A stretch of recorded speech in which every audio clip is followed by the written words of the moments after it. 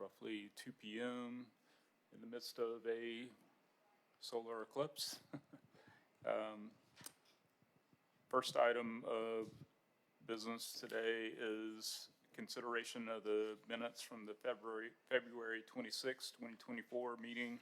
If there's no additions or corrections, we'll entertain a motion to approve those minutes.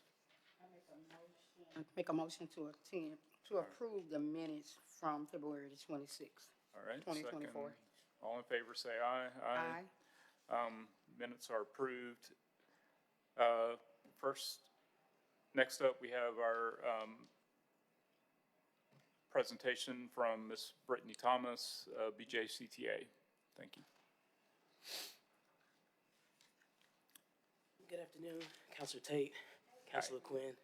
How you doing? We just wanted to come, and I brought Mr. Tavares Foster. He's the Director of Customer Experience at BJCTA.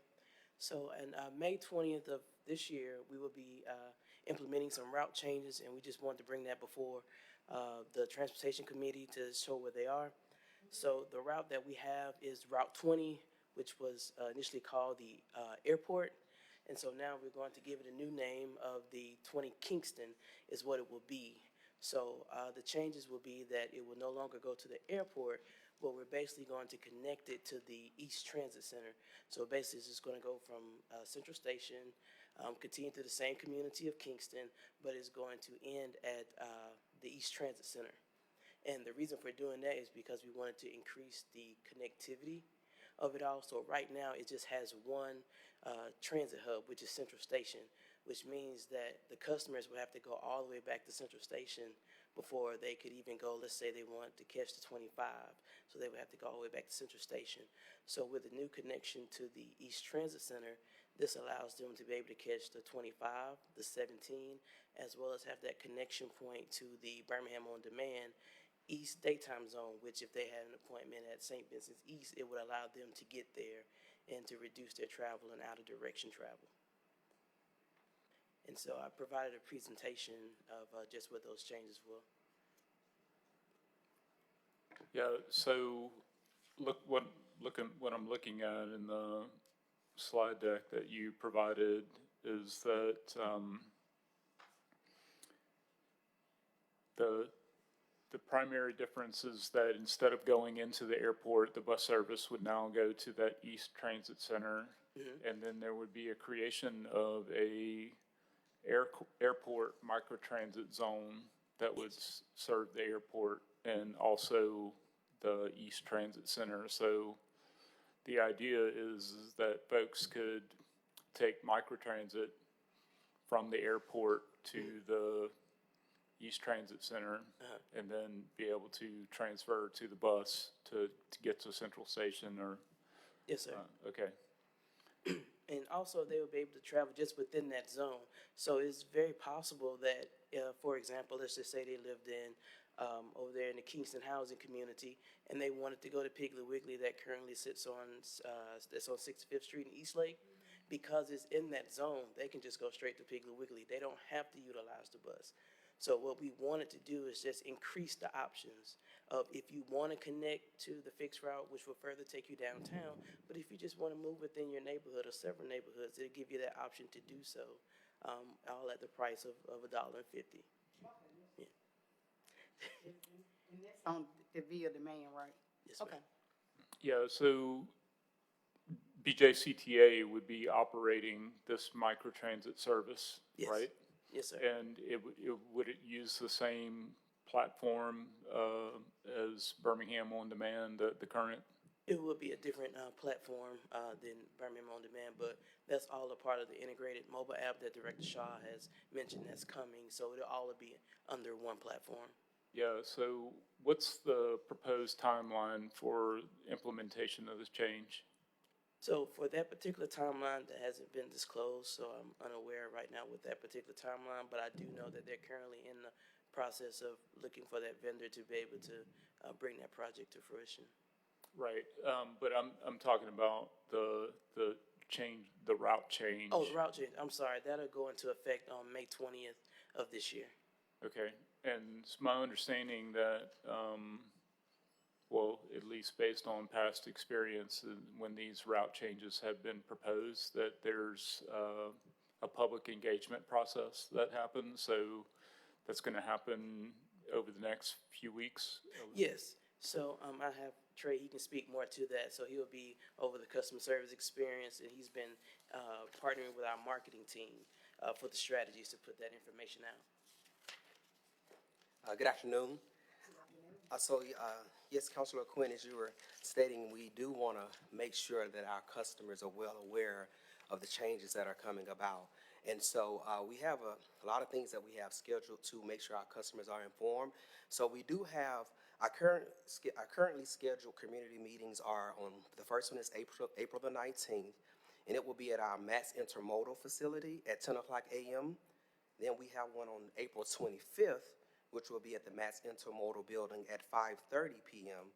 We have another one on on May 8th at the Woodline Transit Center at 10 o'clock a.m. And then we have May 15th at the Woodline Transit Center at 5:30 p.m. So even on top of that, we were meeting this morning, the customer experience and the marketing team were meeting this morning, and we want to make sure we do all that we can to make sure our customers are informed and even understand how to use this service.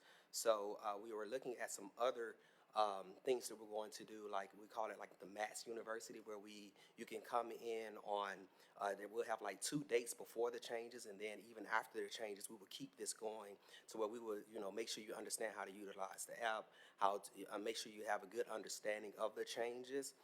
We'll be getting on the buses even before these changes happen. So our customer care team will actually ride the route of the 20 and be on the bus just to make sure all of those customers are informed. And when they come into the transit center and when the Route 20 actually comes into the central station, we'll have people there at Central Station also sharing those changes, as well as we have social media, and we'll also have our website. So we're looking at ways to continue to make sure our customers are well informed and that we can answer all of the questions that they have.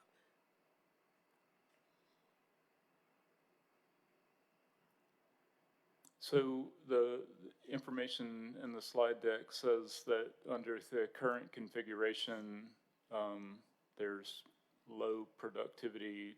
Do you have any numbers on ridership under the current configuration? What does that look like? Yes. So in that particular area, so we looked over the time frame of January 2020 all the way up until December 2023. And so what we saw for the popular stop that's on that particular route, such as the Birmingham International Airport, they averaged about 9 riders a day. And going on in the Kingston community, they're looking at 6 to 7 riders per day, which is very low. And so what we wanted to do, we wanted to see how could we make better efficiency of the time, and how can we continue to move our customers in an efficient way. And microtransit was one of the things that came up that we saw we could implement and supplement instead of just taking it away. We can do both, because again, we want to continue to give the options of being able to move our customers around. So my question is this, is that, given such low ridership numbers, the proposal is to just change the route. So basically the terminus would be in a different location, but the route would still remain. Right. So you would still be going from Central City, essentially through Kingston, and going over to Woodlawn. I'm just wondering if ridership is going to significantly improve. What the question I'm getting at is, why not eliminate the route altogether if ridership is that low? Well, we wanted to first be careful without taking the route away altogether, and just still give the people a chance to still have the fixed route, even though that's what they're used to. But we just didn't want to just do it so abruptly. But we wanted to make sure that with the implementation of this microtransit zone, it actually speaks to your point that because the productivity is low, then we can safely remove the fixed route bus from the route and just make it only microtransit. Okay, so this is more of like a phased approach. Right. Yeah, okay, I got you.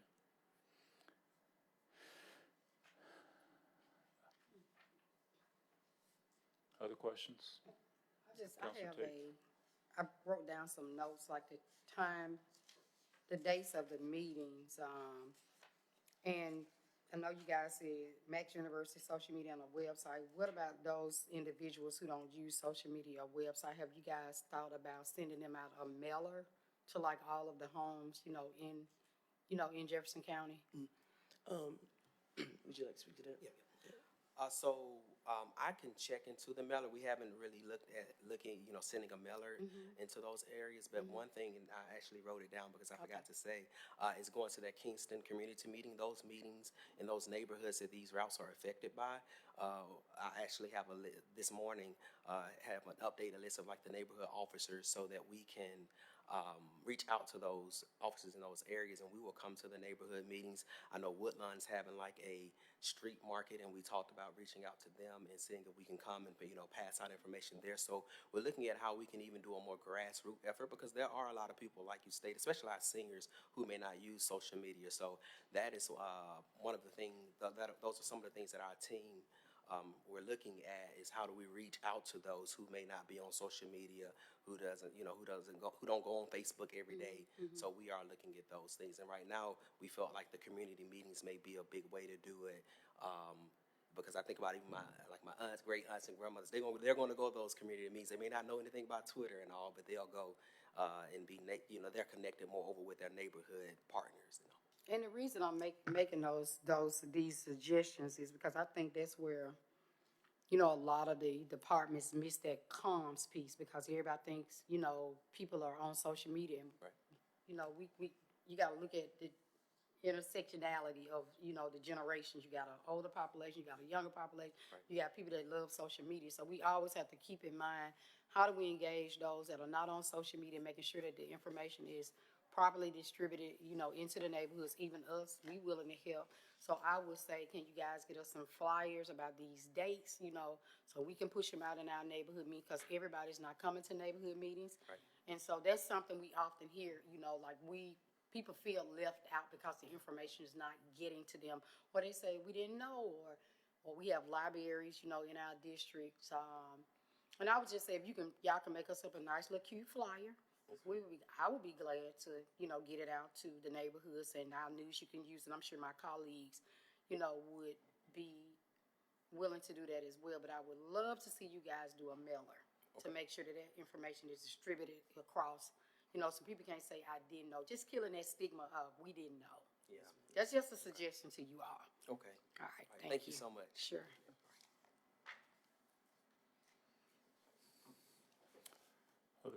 Council Woods. Thank you, Mr. President.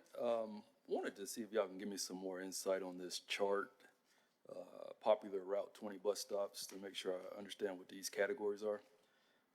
So I got stopped, but if you could talk about APC boards and average, and kind of what that is in reference to. Yes, so through our CAT AVL system, we're able to count how many people ride the bus per day. And so looking at Route 20, these were their most popular stops. So, of course, Central Station is always going to be number one, because that's where the people are feeding into. And so, as you can see, it gets about 67 people per day is for the average. And then the next stop is also downtown, which is the 3rd and 19th. And it's a little lower, but it's around 4. And then the airport gets about 9. So those are what those stops are pointing to as far as the total boards from January 20 to 2023, and then the side is just what that breaks down to average per day for those Okay, bus so stops. APC boards represents total for this time period? Yes. Okay. That's APC stands for Automated People Counter, right? Yes, sir. Yeah. And that number is represented from, you said January 2020 to current? to December 2023. Right, okay, so over a, So it breaks down to 1,195 service days. right. Got it. How does this, I guess, just almost a side question, but how does this kind of relate to other routes? You're saying about 67 people take this route a day. How does that kind of relate to other routes? And then do you think that would increase with more opportunity to kind of connect at the, was that Eastern Station?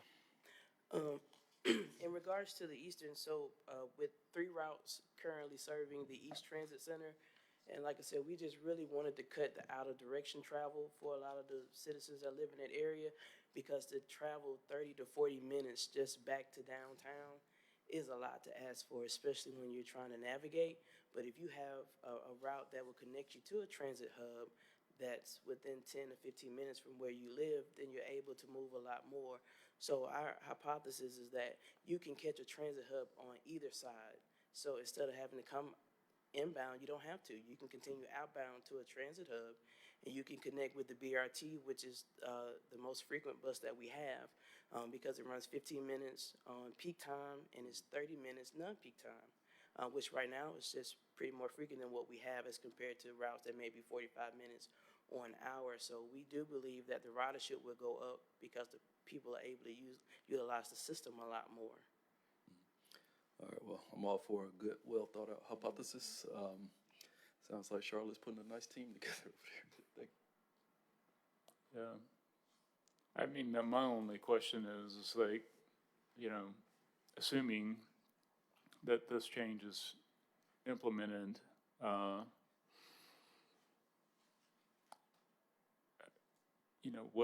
what's the analysis period between when you start making the decision to just remove Route 20 altogether? So there's 3 signs up a year. So this one follows suits with the May sign up that our operators have to basically pick new assignments. And so the next sign up would be October of this year. So we would have a pretty good time limit to see if we need to continue with having a hybrid system of a fixed route and microtransit. And it will also let us know if it can just strictly go to microtransit. So I believe by October, we'll be able to have that out definitely of what we need to do. Okay.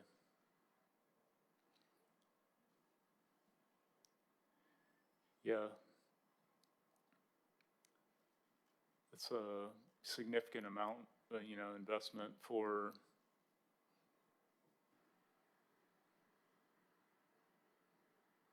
three to 9 riders, on Yes, any average day. All right. Yep. Go ahead.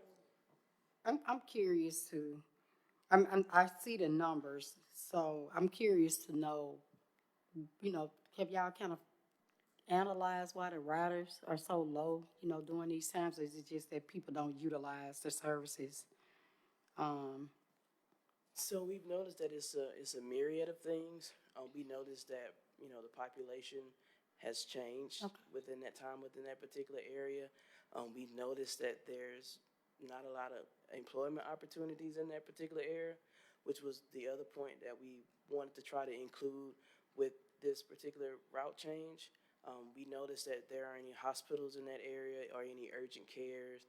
It's just really, you have a few schools, but with this connectivity, we're looking to add at least 4 hospitals that the citizens will have access to, and that's St. Vincent's East, UAB Hospital, UAB Urgent Care that they will have access to now. Grocery stores, there aren't any main grocery stores in the Kingston community. You have to pretty much come all the way downtown just to go to a grocery store, and that's not how it should be. Exactly. We should be able to make it accessibility more. So being able to connect to Piggly Wiggly in Eastlake, even going to a Walmart, having a choice of which Walmart you want to go to. Do you want to go to Eastwood Walmart? And you even have the option to go to Roebuck Walmart now. Okay. Just give a little bit more choice to the people. So this will all be incorporated in this change? Yes, You know, ma'am. that they can go to like the option, because that was gonna be my next question, you know, about the grocery store, so you clarified that, thank you. You will. Okay. And are you guys looking for, the committee to, I mean, is this something that, you know, we need to make a recommendation on, or? Would we like an endorsement? We would love an endorsement from the committee that they've heard what the changes will be and that they feel that this would benefit their constituents going forward to provide more access through transportation. Yeah. I think this is the first opportunity that we've, you know, had to have information presented about this, so, you know, I would want to hear from our constituents. I mean, I have a feeling that with such low ridership and such low utilization, that it's not going to be a, you know, significant issue for these changes to be implemented.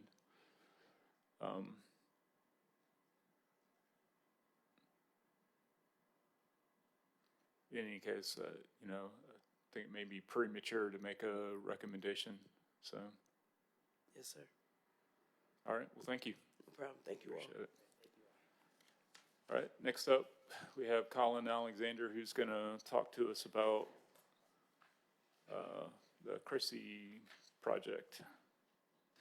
Good afternoon, committee. Colin Alexander, I serve as senior planner with the Birmingham Department of Transportation. As you recall, last year we were awarded a Chrissy grant from the Federal Railroad Administration to work on essentially a pre-construction grant on the east side corridor of the Norfolk Southern Main Line between Woodlawn and Trussville.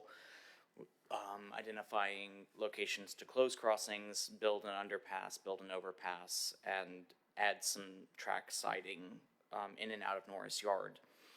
Typically, right now we're in the pre-obligation phase of that, so we're working through the grant agreement with the FRA in order to get to where we can have the funds to start work.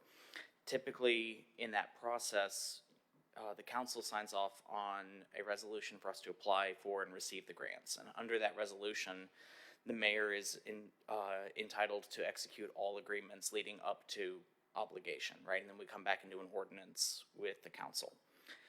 With the FRA, there's a slight variant in that is because the FRA basically regulates private property.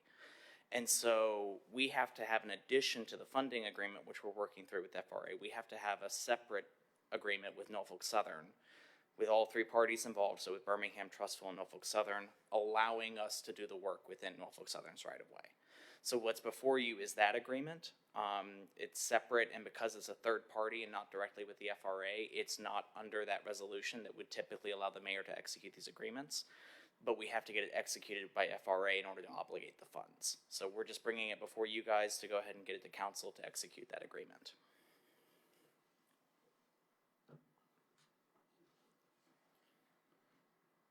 As it relates to the project, is Norfolk Southern, I mean, the project in terms of design and engineering or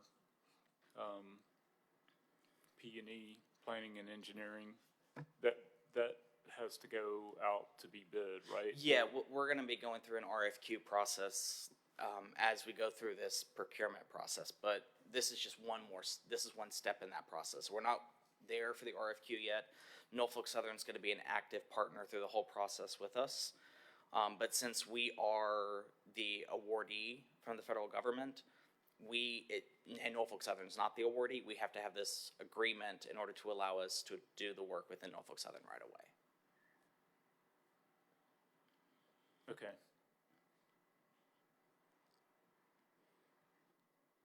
And you're saying that the previous resolution that we did giving authorization to the mayor It's only for between the grantee and the grantor.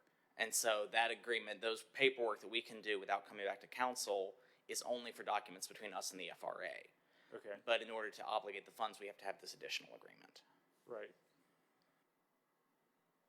So it's essentially the same thing that we did before, just adding Norfolk Southern. Yeah, it's the same scope, nothing's changing, it's just that we have to have an additional third-party agreement, and that's not in the resolution language. Gotcha. All right. Seems reasonable. Any additional questions, comments? Yeah, so FYI, we're gonna be applying for Chrissy again in this next cycle, right? So we need to confirm a couple things. We are pursuing a planning grant on the western side. What the specific funding source is, we're still trying to determine. But yes, we are applying for funding to study rail crossings along the Norfolk Southern Main Line west of 65 between Birmingham and Bessemer. Okay, So that's the phase 2 that we promised council when we came forward and said we're starting with the eastern side, but we're going to come back and study the western side. Now we're stepping that up. got it. It's the pleasure of the committee. Move for recommendation. Second. All right. All in favor, say aye. Aye. Aye. That motion passes. Thank you. Okay, so, next up, get back to the agenda. All right, so under new and old business, I want the committee to know that for the past couple of months, I've requested, an update on where we are with, follow-up on the changes that we made late last year regarding private paid parking lots and towing operations, and have not. Hey, Elizabeth. Hello. How are you? You're late.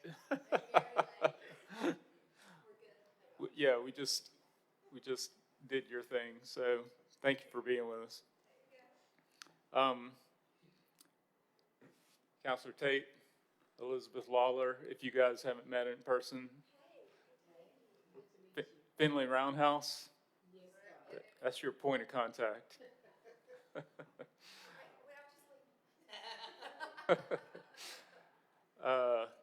All right, so back to parking and towing. So I've requested an update from OCA and BDOT to kind of tell us where we are. I actually did a drive around of some of the lots, some of the more notorious locations where people have been towed from, and I did observe in some of the locations that the new signage is up, but not all of the paid lots for sure. So just wanted to let you guys know that I've asked for those updates. In the meantime, we are still getting some reports of folks still having problems, and the news media in particular is continuing to report on the issues. So, and even Representative Patrick Sellers has reached out to me to seek, to find out if there's anything that he can do from the standpoint of the state legislature to address the issue. So I just wanted to provide heads up to you guys that I'm seeking additional information on that. Any other old or new? Director Fowler.